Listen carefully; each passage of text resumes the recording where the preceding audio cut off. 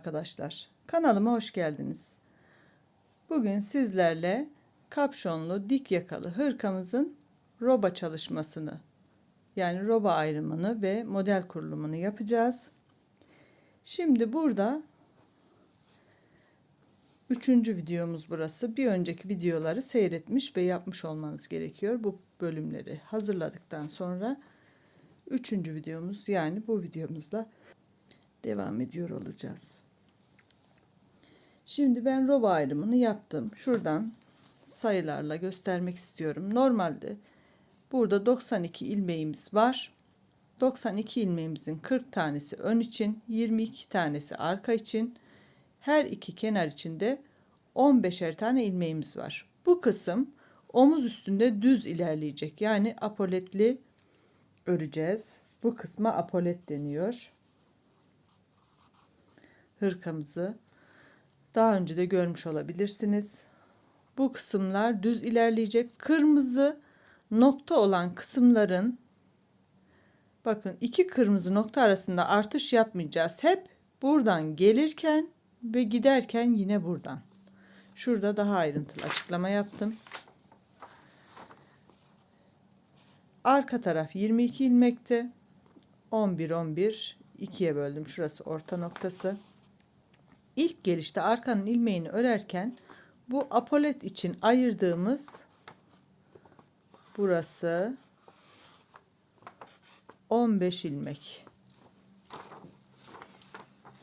Yani bu kısım. Öne hiç geçmiyoruz öncelikle. Şurada 20 ilmeğimiz var. Burayı hiç örmeyeceğiz. Önce arkadan apolet kısmına gelirken bu noktada bir artış yapacağız. Daha sonra buradan 3 ilmek öreceğiz. Döneceğiz. Giderken de yine 3 ilmeği ördükten sonra bir artışımızı yapacağız. İkinci sırada gelirken kırmızı noktaya kadar geleceğiz. Yani 3 ilmek örmüştük. Bu 3 ilmeğe gelmeden yine artışımızı yapacağız. Daha sonra 3 buradan, 4 de buradan 7 ilmek öreceğiz. İkisi beraber 7 ilmek olacak. Tekrar döneceğiz. 7 ilmeği ördükten sonra bir artış yapacağız. Tekrar dönüp geldiğimizde mavi kısma kadar geleceğiz. Yani şu noktada yine artışımızı yapacağız ve toplamda 7, 4 daha 11 ilmekten önce artışımızı yapacağız. Sonra 11 ilmeğimizi öreceğiz. Dönerken de yine 11 ilmeği ördükten sonra artışımızı yapacağız. Son olarak 4. kez geliyoruz. Buradaki 11 ilmeği örmeden önce artışımızı yapıyoruz. Daha sonra 11 ilmeği örüyoruz. Dönerken de bu noktadan döndükten sonra 11 ilmek örüyoruz. Burada, pardon, 11 diyorum, 15, şuradaki 4'ü de ekledik. 15 ilmeği örüyoruz. Daha sonra bir artış yapıyoruz. Burada 11 ilmek örüyoruz, bir artış yapıyoruz. Burada 7 ilmeği ördükten sonra artış yapıyoruz. Burada da 3 ilmeği ördükten sonra. Şimdi beraber yapacağız. Toplamda 8 tane artış yapmış olacağız. Ön kısma geçmeden, buradaki 20 ilmeğe hiç dokunmadan önce buradan gidiş gelişlerimiz olacak. Tabii hem sağdan hem soldan aynı şekilde olacak. Şimdi kağıt üzerinde anlatmaya çalıştım. Anlayanlarınız vardır eminim ki, ama kafası karışanlar varsa şimdi yavaş yavaş beraber ördüğümüz zaman emin olun hiç şaşırmadan devam edeceğiz. Şimdi burada bakın, burası ön kısım için. 2, 4, 6, 8, 10, 12, 14, 16, 18, 20. Bu 20 ilmeğim ön kısım için. 2, 4, 6, 8, 10, 12, 14, 15. Burası da apolet kısmı için. Şurası tam ortası, yani ense, arka taraf. 2, 4, 6, 8, 10, 12, 14, 16, 18, 20, 22. Burası da şuradaki 22 yazan kısım. Yine geldik. 2, 4, 6, 8, 10, 12, 14, 15. Yani diğer apolet kısmı. En son olarak 2, 4, 6, 8, 10, 12, 14, 16, 18, 20. Yani son ön parçamız olacak burası da. Şu kısım. Şimdi nasıl ilerleyeceğimizi beraber göreceğiz.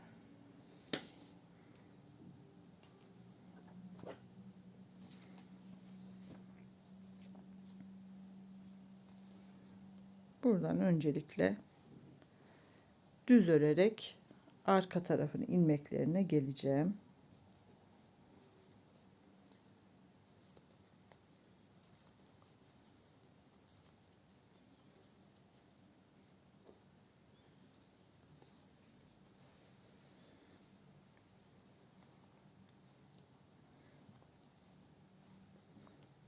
İlk önce arkaya gelmemiz gerekiyor ki dediğim gibi ön için ayırdığımız 20'şer ilmeğe hiç dokunmadan önce apolet kısımlarını örgümüze dahil edeceğiz. Basamak basamak.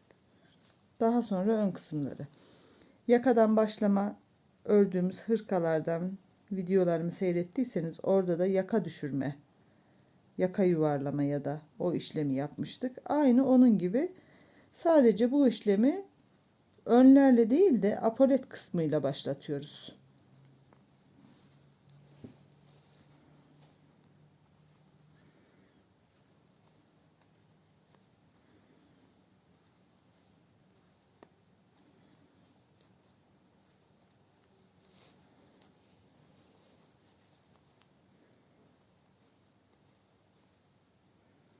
Yine işaretleyicimi geçtim ve arka için ayırdığımız 22 ilmeği de örüyorum. Sonuçta buradan örerek devam edeceğiz zaten.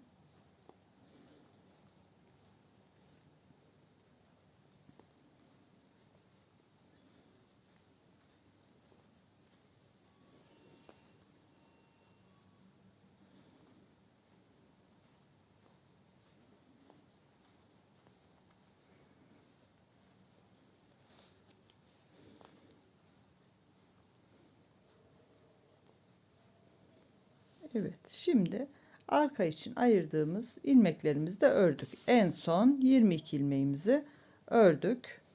Burası ön için, burası da apolet kısmı, yani şu kısım için. Buradaki 15 ilmeği 3 4 4 4 şeklinde örgümüze dahil edeceğiz. Her gelişte ilk önce 3, sonra 4 4 4 şeklinde. Buradan başlıyoruz. İşaretleyicimizin olduğu yerden, yani arkamızdan apolet kısmına hiç geçmeden önce ilk artırmamı yapıyorum burada. Bakın şöyle alttan bir ilmeği şişimle bu şekilde batıyorum. Arkadan öne doğru sol şişime taktım ve burada bu şekilde bir artırma yaparak, delik olmayacak, bir tane artırmamı yaptım. Şuradaki artı birimiz sarı ile olan. İşaretleyicimi aldım. Bir, burada ilk sırada model kurulumu yapacağım. Şapkamızdaki modeli uygulayacağım. Şuradaki 15 ilmekte bir ilmeği düz ördüm. Sıradaki ilmeğimi örmeden alıyorum ipim arkadayken. Üçüncü ilmeğimi de düz ördüm. Buradan şimdi geriye dönüş yapıyoruz. Dönerken ipimi öne aldım. Dördüncü ilmekten şöyle boynundan ipi dolayarak geçiriyorum ki burada kötü bir görünüm oluşmasın diye. Bu ilmeği örmedim farkındaysanız. Sadece 3 ilmek ördüm. İpi buradan geçirdim. Dönüyorum. Sıradaki ilmeğimi ters ördüm. Sıradaki ilmeğimi düz ördüm. Sıradaki ilmeğimi ters ördüm. Burada şapkamızda uyguladığımız modeli uyguluyoruz. Arka tarafında ne yapmamız gerekiyorsa o işlemi yaptım. Bir ters, bir düz, bir ters ördüm. Yine işaretleyicimi alıyorum ve dönüşte yapacak olduğum, bakın şuradaki siyahla gösterdiğim artı 1'i yapıyoruz. Yine alttaki ipe şişimi arkadan takıyorum. Şöyle ilmeği tersten takalım ki çevirelim, düzgün dursun. Şimdi kendi tarafımdan ön tarafa doğru taktım. Bakın şöyle ters olarak ördük. İkinci artırmamızı da yapmış olduk. Şimdi bütün ilmeklerimizi ters olarak örüyoruz. Hırkamızın arka tarafını düz yapacağım. Model uygulamayacağım. Biraz çok karışık modeller uygulayarak karışıklık olmasın kafanızda. En azından burası düz olsun istiyorum. Zaten önde baklava dilimi modeli uygulayacağız.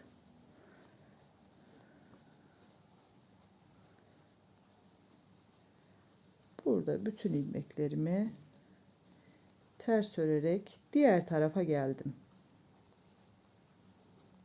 Son ilmeğimi de ördüm. Şu kısmı ördüm ve buraya geldim. İşaretleyicimizden önce arka kısımda ne yapıyorduk? Dışa doğru ilmeğimizi takıyoruz ki düzgün olsun diye. Şöyle sol şişimi ortadan geçirdim ve ilmeğimi ters olarak ördüm. İşaretleyicimi aldım. Modelimizde arka sırada ne yapıyorduk? İlk 3 ilmeğe aynısını yapacağız. Arka sırada bir ters, bir düz ve bir ters ilmek örüyorum. Yine bir delik oluşmaması için, burada kötü bir bağlantı noktası olmaması için 4. ilmeğimin sağ şişimi aldım. Boşluğundan ipimi geçirdim. 4. ilmeği tekrar sol şişimi aldım. Yani 3 ilmeğimizi ördük. Sadece ipi burada aradan geçirdik. Dönüyoruz. Şimdi modelimizde ne yapmamız gerekiyor? Burada 3 ilmeğimiz var. Düz ilmeklerimizi örüyoruz.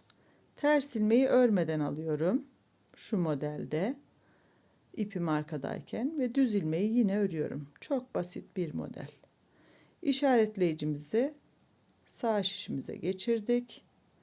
Şimdi yine artırmamızı yapacağız ve bakın bu sefer arkadan batıyorum. Ön sıradayken şişimi böyle arkadan öne doğru batıracağım. Bu şekilde ve düz olarak öreceğim. Yine ilmeklerimi düz olarak örmeye devam ediyorum.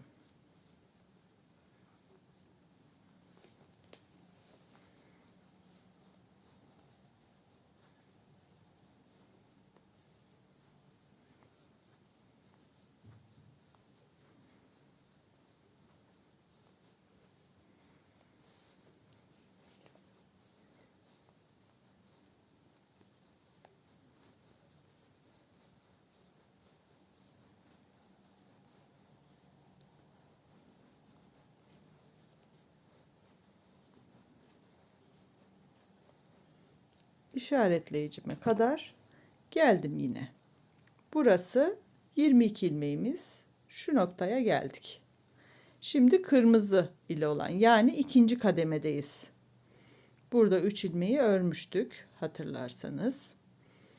İşaretleyicimi geçirmeden önce ön sıradayken şişimi arkadan geçiriyordum bu alttaki ipliğe ve sol şişime takıyorum. düz olarak örüyorum. Üçüncü kez artırma yapmış olduk. Şuradaki kırmızı artı biri yaptık. Şimdi işaretleyicimizi alıyoruz. Modelimize devam ediyoruz. Düz ilmeğimizi düz ördük. Ters ilmeğimizi ipimiz arkadayken örmeden alıyoruz. Düz ilmeğimizi ördük. Ters ilmeğimizi örmeden alıyoruz. Burada bakın boynuna doladığımız ip vardı. Normalde düz olsaydı ikisini beraber alacaktık. Denk gelirse göstereceğim. Şimdi ters olduğu için yine örmeden aldım. Bu şekilde bırakıyorum ilmeğimi. Buradan sonra 3 ilmek, birinciyi aldık. İkincisi düz ilmek. Üçüncü ilmeği örmeden aldım. Dördüncüsü düz ilmek. Bakın toplamda 2, 4, 6, 7 oldu. Yani 3 ve 4 sarı ve kırmızı olan kısmı tamamlamış olduk. Şimdi yine şuradan bir ip ilmeğimi aldım. İpimi arkasındaki boşluktan geçirerek tekrar sol şişime takıyorum. Burada 7 tane ilmeğimiz var. 2, 4, 6, 7 ördüğümüz. Döndük.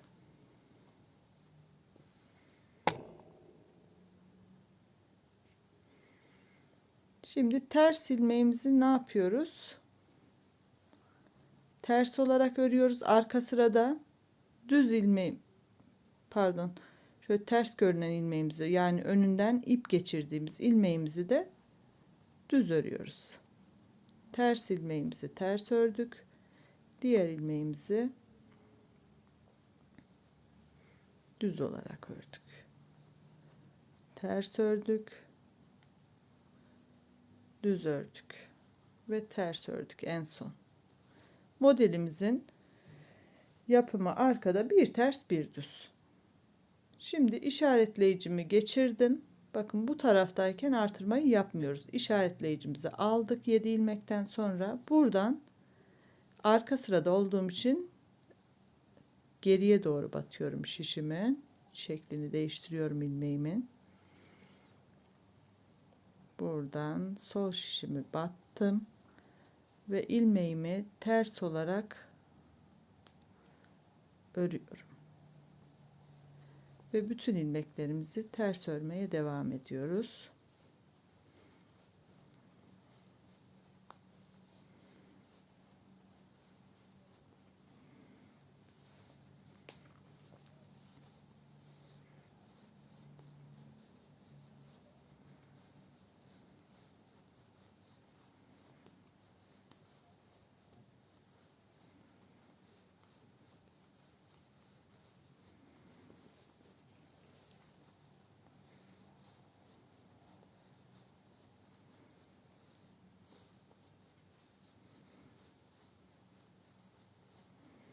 Arkada herhangi bir model uygulamadığımı söylemiştim.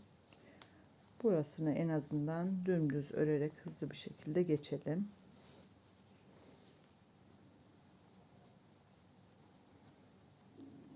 Son ilmeğimi de ördüm. İşaretleyicime geldim. Şimdi burada yine bir artırmamızı yapacağız. Arkadan artırma yaparken ipimize bu şekilde batıyoruz. Çok sık ördüğüm için biraz zorlanıyorum bazen. Elimde olmadan sık örüyorum bu arada. Artırdığım ilmeği örüyorum. Ve işaretleyicimi taktım. Bir önceki sırada 3 ilmeğimizi örmüştük.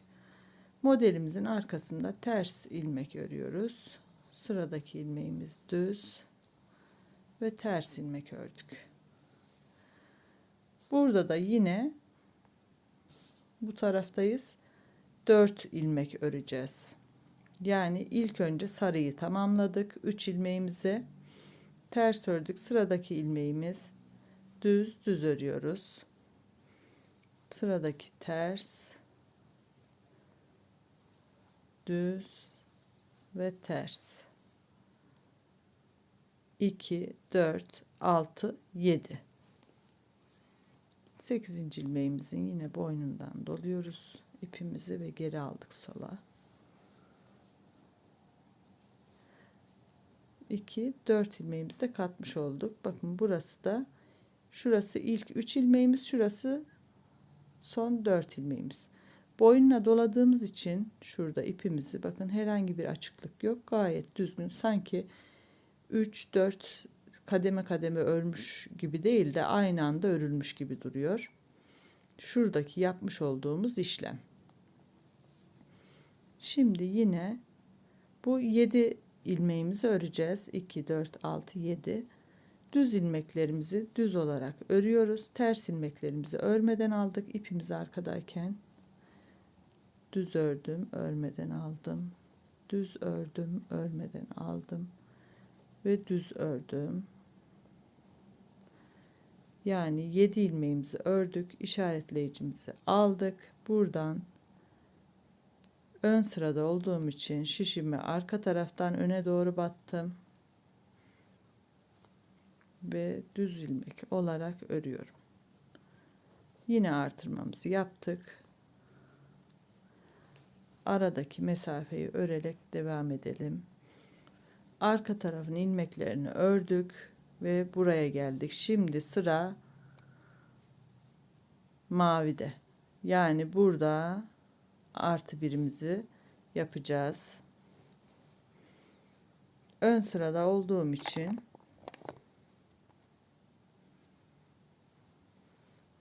alttaki ilmeği arkadan öne doğru batıyorum.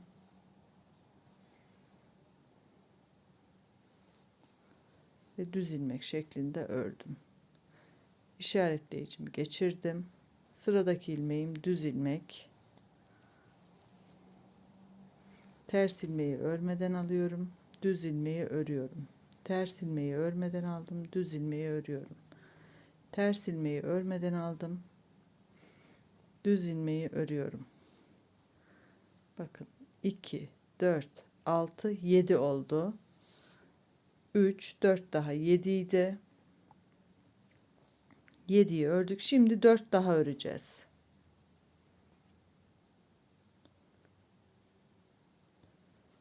Yedi ilmekten sonra 2 4 6 7, 8. ilmeği örmeden alıyorum. 9. ilmeği düz ördüm. 10. ilmeği örmeden alıyorum. 11. ilmeği düz ördüm. Ve bakın burada 2 4 tane ilmeğimiz kaldı. Yine bir tanesinin belinden doluyoruz ipimizi. Tekrar sol şişe aldık.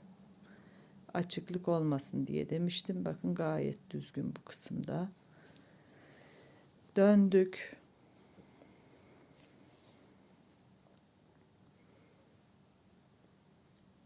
Şöyle ipimi öne aldım. Ters ilmeğimi ters örüyorum. Sıradaki ilmeğim düz. Bir ters, bir düz. Tabii ki ben burada bu modeli uyguladım apolet kısmına. Şapkamızdaki model, ama siz dilerseniz başka modellerde uygulayabilirsiniz.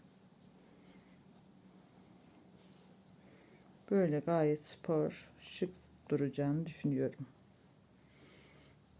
Bakın buradaki şu ilmeğimiz şuraya dahil 4 tanesi, 2 4 6 8 10 11 ilmeğimizi ördük, işaretleyicimizi aldık.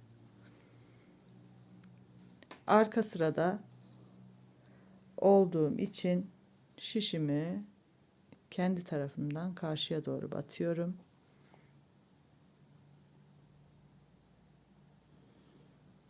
Şuradaki ilmeğimi çıkardım burayı batarken.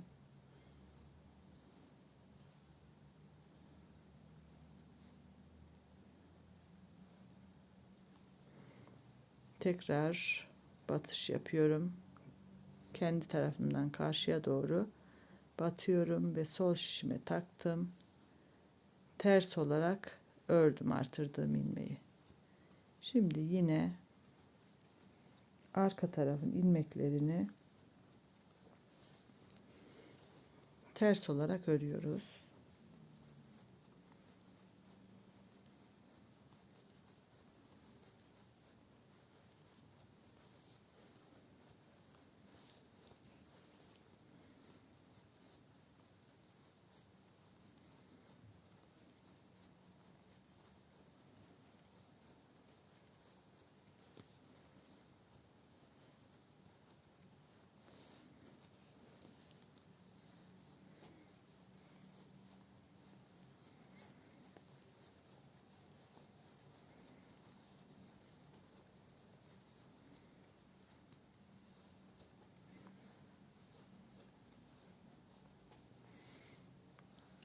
Yine arka için olan 22 ilmeğimizi örerek bu tarafa geldik. Şimdi yine burada da mavi olan kısmı örgümüze dahil edeceğiz.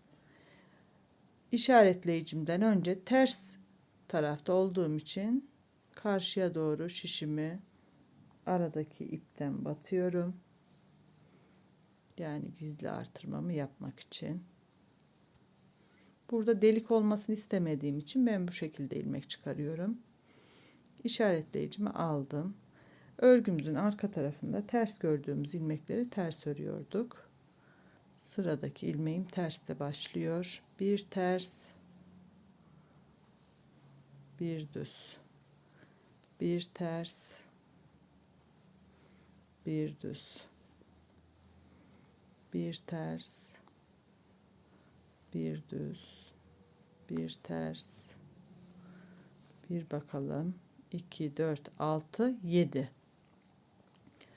7 tane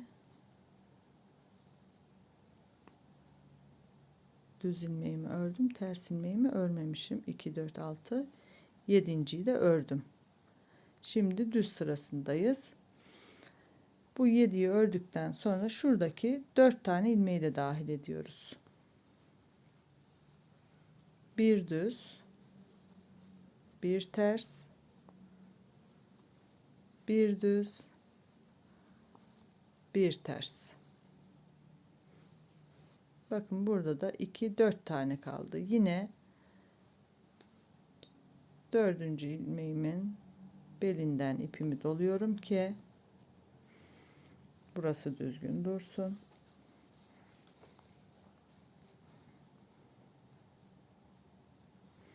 Bakın 4 ilmeğimiz kaldı. Son gelişte bu 4'ü de dahil edeceğiz.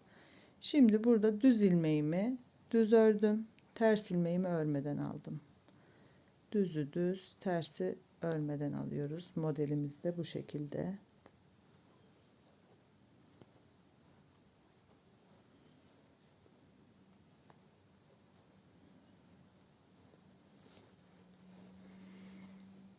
Ve işaretleyicimin olduğu kısma geldim. İşaretleyicimi aldım. Apolet kısmının ilmeklerini ördükten sonra artışımızı yapıyoruz. İlmeğimi karşıya doğru battım.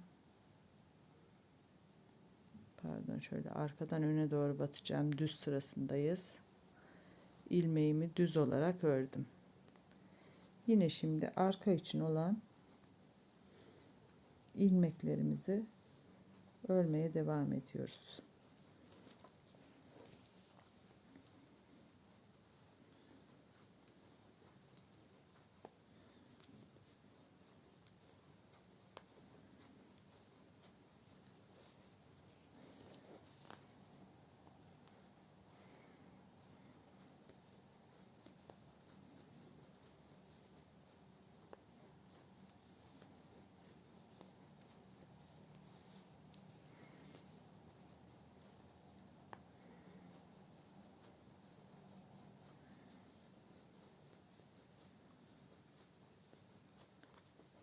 Hırkamın arkasına dahil olan ilmekleri düz olarak ördüm.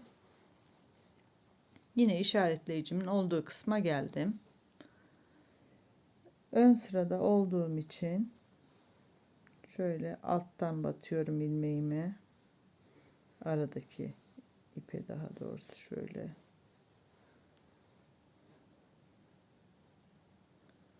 arkadaki ipe taktım ve ilmeğimi düz örüyorum. İşaretleyicimi geri taktım. Burada apolet kısmına geçtik. Düz ilmeğimi düz örüyorum. Örmeden aldım, düz ördüm, örmeden aldım, düz ördüm, örmeden aldım. Bu şekilde ilerliyorum. Düz ördüm. Bakın burada 4 tane ilmeğimiz kalmıştı. Bu 4 ilmeğimizi de şimdi örgümüze dahil ediyoruz. Örmeden alıyorum. Düz örüyorum. Düz ördüm. Örmeden aldım. Düz ördüm. Bakın diğer işaretleyicimizin olduğu kısma geldik. Burada yine şöyle ilmeğimin beline dolayarak ipimi geçiriyorum ve işaretleyicimi takıyorum.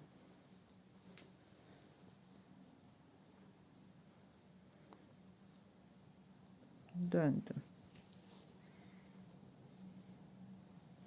Ters ilmeğimi ters örüyorum. Sıradaki ilmeğimi düz. Bir ters, bir düz olarak ilmeklerimizi örmeye devam ediyoruz.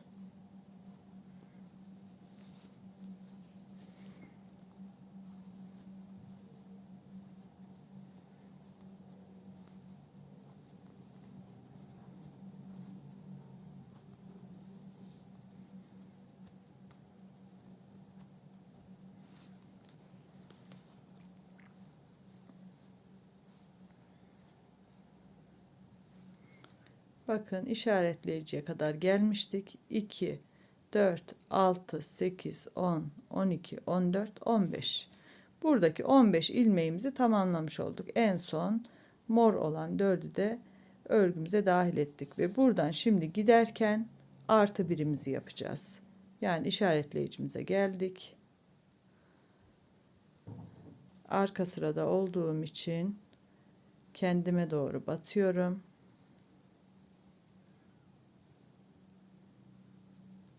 Yanlış battım galiba. Böyle karşıya doğru batıyoruz.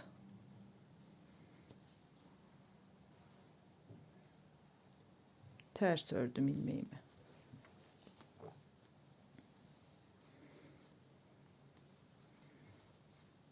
Şimdi yine burada arka tarafa dahil olan ilmeklerimizi örmeye devam ediyoruz.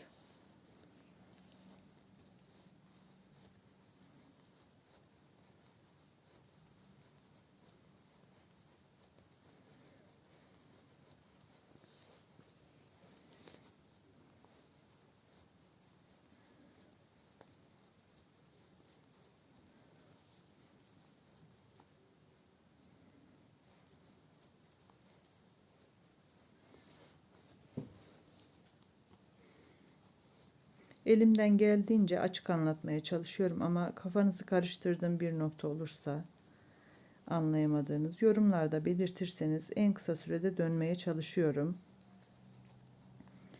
Bir hata yaparsam, terimlerde yanlış terim kullanırsam kusura bakmayın, insanlık hali, bazen dalıyoruz. Değişik şeyler söyleyebiliyoruz. Yine arkanın ilmeklerini tamamladım ve bu tarafa geldim. Burada da yine 4 ilmeğimizi katacağız. Tabii ki işaretleyiciden önce ilmeğimizi şöyle batıyorum. Artırmamızı yapıyoruz ilmeğimizden. Bakın yine ters battım. Arkadan batarken karşıya doğru batırıyorum şişimi. Bu şekilde düzgün geldiği için artırmamı yaptım. İşaretleyicimi alıyorum. Arka sırada ilmeklerimizi modelimizde bir tersle başlıyoruz. Bir düzle devam ediyoruz. Bir ters, bir düz. Bir ters, bir düz. İpimin katını düzeltiyorum. Bir ters, bir düz. bir ters, bir düz, bir ters ve bakın son 4 ilmeğe geldim. Yine burada da devam ediyorum. Sıradaki ilmeğim düz, bir ters, bir düz, bir ters. Ön için ayırdığımız ilmeklerimize geldik. İşaretleyicimi çıkarıyorum. Diğer tarafta yaptığım gibi yine ilk ilmeğimin belinden geçiriyorum ipimi. Burayı öreceğimiz zaman yine çirkin bir görüntü oluşmaması için. Ve dönüyorum.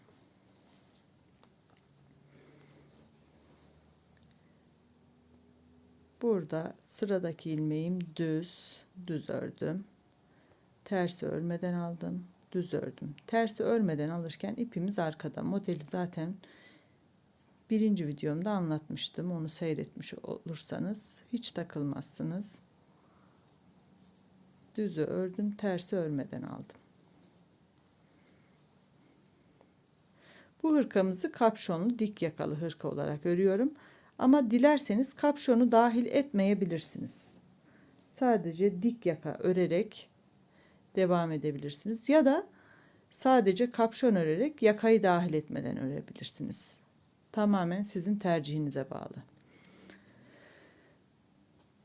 Bakın burada yine 2, 4, 6, 8, 10, 12, 14, 15 tane ilmeğimizi örmüş olduk. Bakın belinden doladığımız zaman ilmeğin gayet güzel bir sonuç alıyoruz görünüm olarak. Burada apolet kısmını tamamlamış olduk. Ben burada 15 tane ilmek ayırdım apolet kısmına. Siz uygulayacağınız modele göre belki birkaç ilmek artırıp ya da eksiltme gereği duyabilirsiniz. Bunu tabii ki yapabilirsiniz. Ben burada 15-16 ilmek ayırmayı düşünüyordum. 15 ayırdım çünkü düz ilmekle başlayıp düz ilmekle bitmesini istediğim için bu kısmın biraz düzgün kenarlarının düz ilmekler sınır gibi ilerlesin diye tek ilmek, tek sayı yaptım. Siz uygulayacağınız modele göre ilmeklerinizi ayarlayabilirsiniz orantılı bir şekilde tabii ki. Şimdi burada yine işaretleyicimi alıyorum. Son dönüşte olduğumuz için apolet kısmından sonra son dönüş diyelim. Çünkü şu kısmı da yine böyle kademeli öreceğiz. Şuradaki dönüşümüzü artı 1 yapacağız. 15 ilmeğimizi ördük. Şöyle.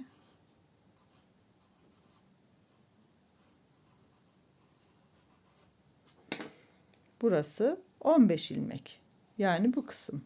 15 ilmeğimizi ördük. Şimdi artı 1'i yapıyoruz. Ön tarafta yaparken arkadan öne doğru batıyordum.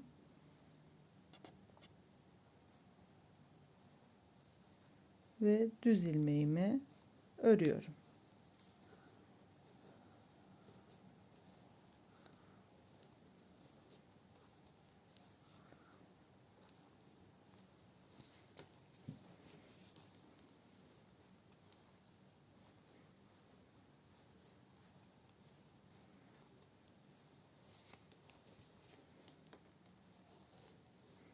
İşaretleyicimi düşürdüm elimden. Şöyle örerek size örgümüzün son halini göstermek istiyorum bu kısmı ortalayarak.